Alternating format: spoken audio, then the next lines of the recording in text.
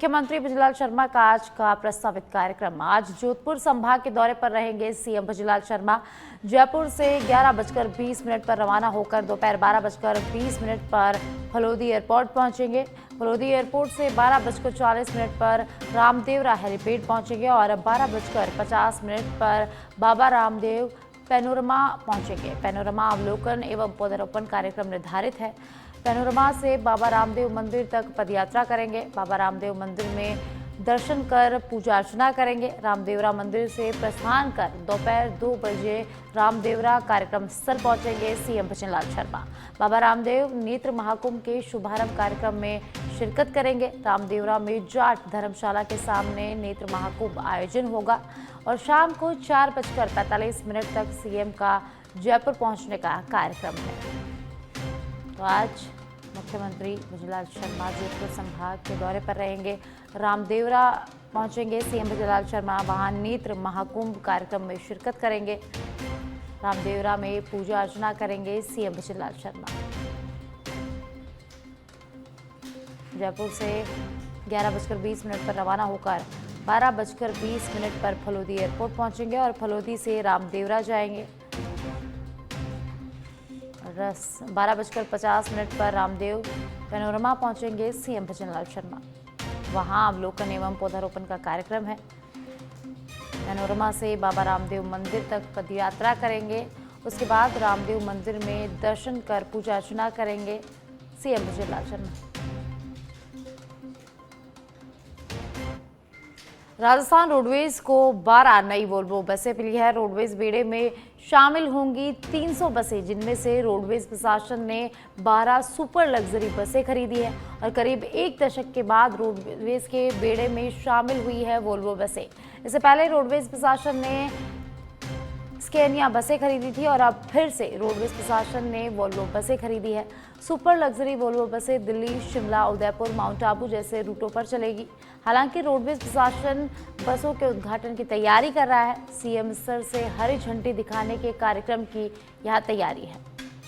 तो रोडवेज बसों के बेड़े में 12 वोल्वो बसें शामिल हो गई है। प्रशासन ने 12 सुपर लग्जरी बसें खरीदी है और ये सुपर लग्जरी बसें दिल्ली, शिमला, उदयपुर, माउंट आबू जैसे रूटों पर चलेगी। तो रोडवेज प्रशासन के बेड़े में 300 बसें आई है, जिनमें से 12 सुपर लग्जरी है।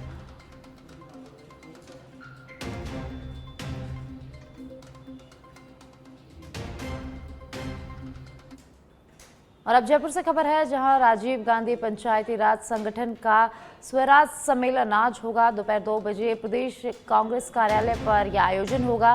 पंचायती राज और नगरीय विकास चुनाव के मुद्दे पर यहां मंथन होगा। चुनाव में देरी करने को लेकर सरकार को घेरने की तैयारी।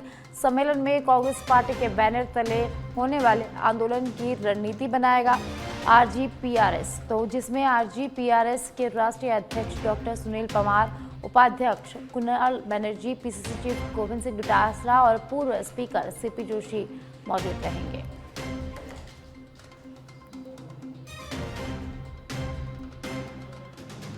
तो जयपुर से खबर है, जहां राजीव गांधी पंचायती राज संगठन का स्वराज सम्मेलन आज दोपहर 2 बजे प्रदेश कांग्रेस कार्यालय पर आयोजन होगा।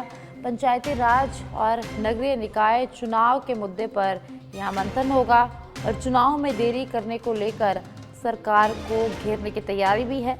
सम्मेलन में कांग्रेस पार्टी के बैनर तले होने वाले आंदोलन की रणनीति बनाएगा आरजीपीआरएस, और जिसमें आरजीपीआरएस के राष्ट्रीय अध्यक्ष डॉक्टर सुनील पंवार, उपाध्यक्ष कुणाल बनर्जी, पीसीसी चीफ गोविंद सिंह डोटासरा और पूर्व स्पीकर सीपी जोशी मौजूद रहेंगे।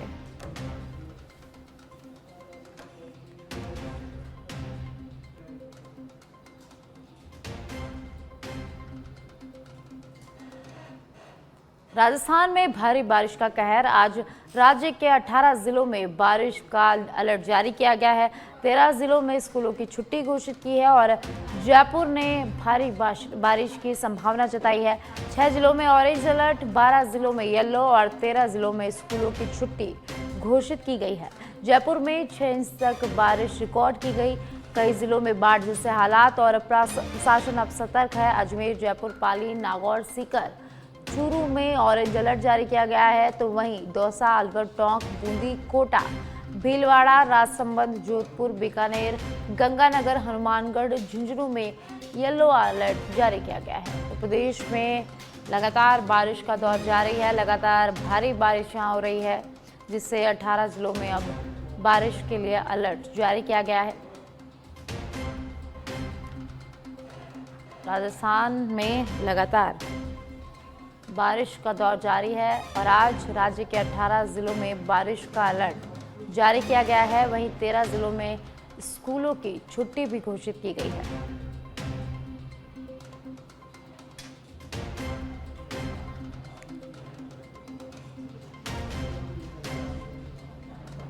धौलपुर से खबर है, जहां हाड़ौती क्षेत्र में लगातार बारिश जारी है।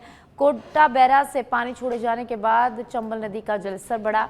खतरे के निशान से 12 मीटर ऊपर चल रही चंबल नदी, कई गांवों का यहां संपर्क टूट गया, कई गांवों में पानी घुस गया है और खतरे का निशान 130.79 मीटर है। चंबल का पुराना पुल भी यहां डूब गया है। शमशान घाट भी यहां जलमग्न हो गया है। प्रशासन ने निचले इलाकों के गाँवों को खाली कराया है। तो धौलपुर से खबर है, जहां बारिश का दौर जारी है। चंबल नदी का यहां पुराना पुल टूट गया है। निचले इलाकों को प्रशासन खाली करवा रहा है। शमशान यहां जलमग्न हो गए हैं। तो हाड़ौती क्षेत्र में लगातार बारिश का दौर जारी है। जहां कोटा बैराज से पानी छोड़ा तो चंबल नदी का जलस्तर यहां बढ़ गया है। कई गाँवों का यहां संपर्क टूट गया है, कई गाँवों में पानी घुस गया है, सड़कें तालाब में तब्दील हो गई हैं। तो भारी बारिश से यहाँ लोगों को काफ़ी परेशानी का सामना करना पड़ रहा है। आवाजाही में यहाँ लोगों को परेशानी का सामना कर रहा है।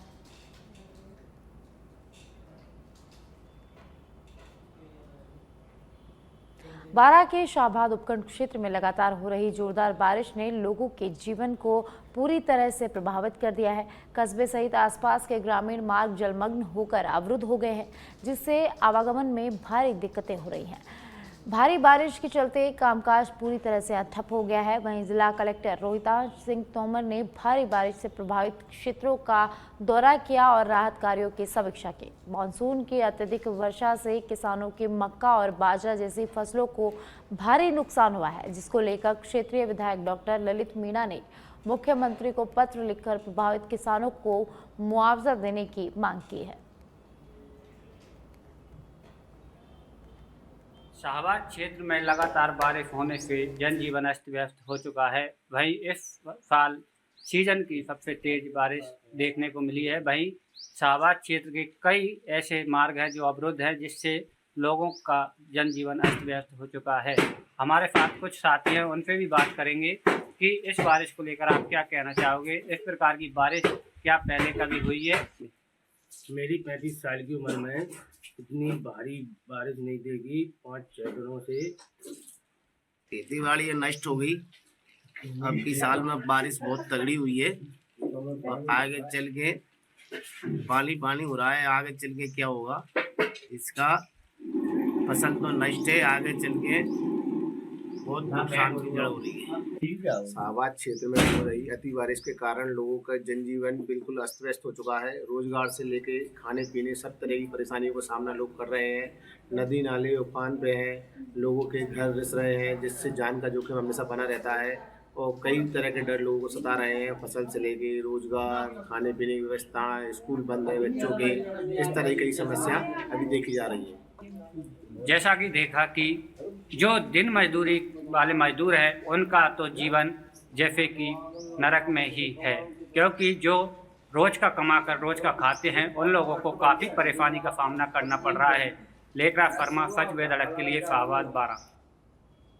चित्तौड़गढ़ की कपासन पुलिस ने मादक पदार्थों की तस्करी के खिलाफ बड़ी कार्रवाई करते हुए 2 तस्करों को यहां गिरफ्तार किया है।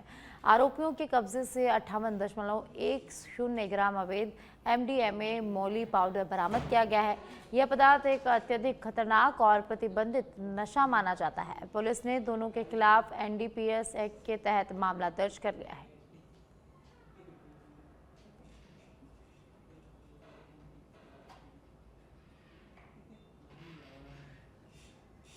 अलवर कलेक्टर डॉक्टर आरतिका शुक्ला ने कठुम क्षेत्र का दौरा कर उपखंड अधिकारी कार्यालय, तहसील कार्यालय, पंचायत समिति कार्यालय, पुलिस थाने और प्राथमिक स्वास्थ्य केंद्र जटवाड़ा और ग्राम जहाड़ू में नरेगा से बने पौंड आदि का निरीक्षण किया।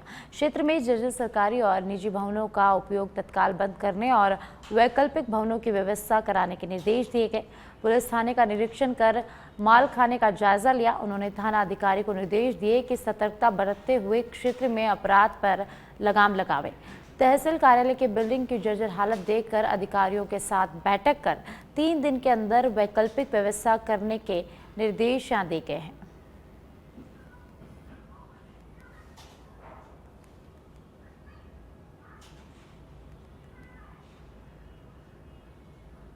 के तहत हमने एक प्रोजेक्ट अलवर ई विद्या चलाया है, जिसके तहत सभी पंचायत मुख्यालयों पे जो पीओ स्कूल है उसमें एक ई लाइब्रेरी बनाने का हमने टास्क लिया है।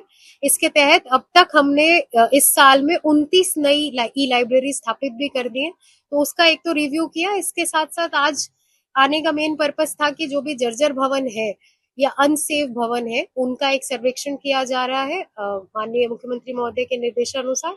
तो वो भी कठूमर में वो सर्वे अब बिल्कुल अंत पे आ गया है, आज शाम तक वो फाइनल हो जाएगा और यही निर्देश भी दिए हैं। और एसडीओ साहब, सीबीओ साहब सबसे यही उम्मीद की जाती है कि एक भी ऐसे अनसेफ भवन में कोई भी राजकीय कार्य। सीकर के चकग्राम सेवा सहकारी समिति लिमिटेड में वित्तीय अनियमितता का मामला सामने आया है। स्थानीय खातेदार बजरंग लाल ने समिति पर आरोप लगाया है कि उनकी जानकारी और उनकी अनुमति के बिना उनके खाते से 15,000 रुपये निकाल लिए गए हैं। इस बात की जानकारी उन्हें तब मिली जब उन्होंने अपने खाते की जांच की। इस घटना के विरोध में बजरंग लाल के साथ बड़ी संख्या में ग्रामीण समिति कार्यालय पहुंचे और जोरदार नारेबाजी करते हुए प्रदर्शन किया। ग्रामीणों ने समिति के दोषी कर्मचारियों के खिलाफ सख्त कार्रवाई की मांग की है। तो वो तो पत्तो काट रहा था, 58 काट दिया रुपया तो 20,000 15,000 सो मन्ना जानकारी जो कटे तो ये मैं जाना देखना तो वो बताए थे भाई ये कट को मैं मैसेज कहीं को देंगे मतलब काल कपड़े गियो जना टपड़ियो बंद भाई 15,000 कटेगा बिना जानकारी मन्ना जानकारी सोई कोई सूचना नहीं थी। कोई सूचना कहीं को नहीं। सोसाइटी वाला निकले। कौन सी सोसाइटी? चक 20 मई 2025 का है। किसान लेन देन करने आया बजरंग लाल और उसके बचत खाते में कुछ पैसे थे। मैंने उसको इन्फॉर्मेशन की भाई तेरे खाते में 17,000 रुपये पड़े हैं, तो उसने कहा मुझे ज़रूरत है निकाल दो आप। मैंने पहले तो इसका लोन का अमाउंट 9,809 रुपये निकाले, फिर 15,800 कुछ रुपये थे वो निकाल दिए। फिर क्या हमारे यहाँ पैसे का सिस्टम होता है कि हमें बैंक से लेके आना पड़ता है हेड ऑफिस से, तो वो पैसा बजरंग लाल जी को 9,809 रुपये हमने दे दिए। जो पैसा 15,000 इनको देना था वो हमने डालूराम। अलवर के खेड़ली में बारिश में शमशान के अभाव में खुले में टूटी टीन शेड के में दाह संस्कार करने को ग्रामीण मजबूर है। खेड़ली के सीमावर्ती गांव खेरली रेल में जहां शमशान घाट पर किसी भी प्रकार की कोई सुविधा नहीं है, ऐसे में खुले में ग्रामीण दाह संस्कार करने को मजबूर है। ग्राम पंचायत सरपंच प्रशांत सिंह का कहना है कि पुरानी शमशान भूमि पर विवाद है, फिर भी समस्या का हल करने का प्रयास करेंगे, लेकिन ग्रामीण पुराने शमशान भूमि पर ही टीन शेड, बाउंड्री, छाया, पानी, बैठक की मांग कर रहे हैं। ग्रामीणों का आरोप है कि विधायक रमेश खींची ने भी चुनावों के समय पुराने शमशान की दशा हालत सुधारने का आश्वासन दिया था। यहाँ सबसे बड़ी परेशानी है साहब, नहीं तो टीन सेट है जो दाह संस्कार करने के लिए बहुत परेशानी है। दूसरे नंबर यहाँ इतने सालों से बहुत पुरानी जगह है, पूर्वजों से पहले से चली आ रही है, जो के लिए आज तक न कोई टीन सेट किया, न बाउंड्री वाल भी यहाँ, न पब्लिक को ले बैठने उठने की सुविधा है, न ही पानी की है, न रास्ता है। दूसरे नंबर गर्मियों में ही परेशानी आती है, सर्दियों में भी आती है, बरसातों में। आज तुम देख रहे हो जो लेडीज का दाह संस्कार किया जा रहा है, जिसके लिए रखने के मतलब बरसात को बचाने के लिए भी टीन सेट नहीं है।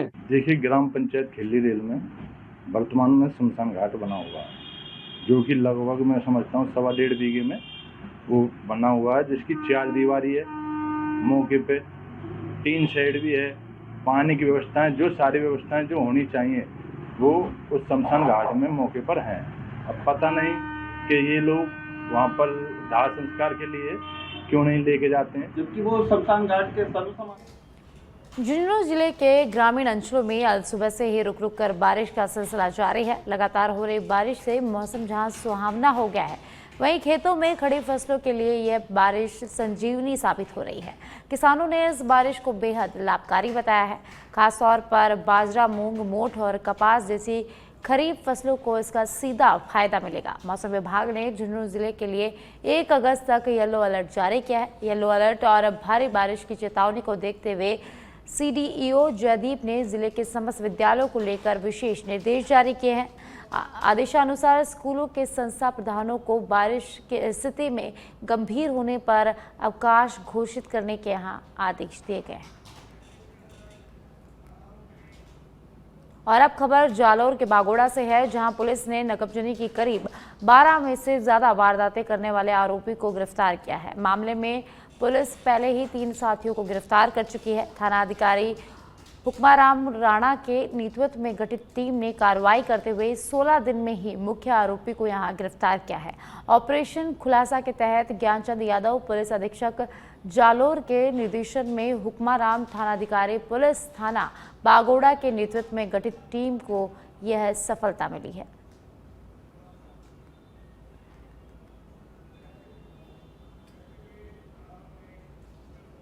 राजस्थान और मध्य प्रदेश की सीमा से बहने वाली पार्वती नदी ने बीते दिनों अपने रौद्र रूप में पूरे क्षेत्र में तबाही मचा दी। नदी के उफान ने जनजीवन को बुरी तरह से प्रभावित किया और अब इससे जुड़ी एक दिल दहला देने वाली घटना सामने आई है, जिसने पूरे इलाके को शोक में डुबा दिया है। जानकारी के अनुसार आमलदा निवासी शिवम यादव अपने बेटे के साथ खेल के में पाइप निकालने के लिए गया था। उसी दौरान पार्वती नदी अचानक उफान पर आ गई और दोनों वहीं फंस गए। बीते कुछ दिनों से उनका कोई पता नहीं चल रहा था। आज पानी उतरने के बाद दोनों के शव खेत में मिले हैं। घटना की सूचना मिलते ही प्रशासन और पुलिस मौके पर पहुंची और शवों को पोस्टमार्टम के लिए भेज दिया गया।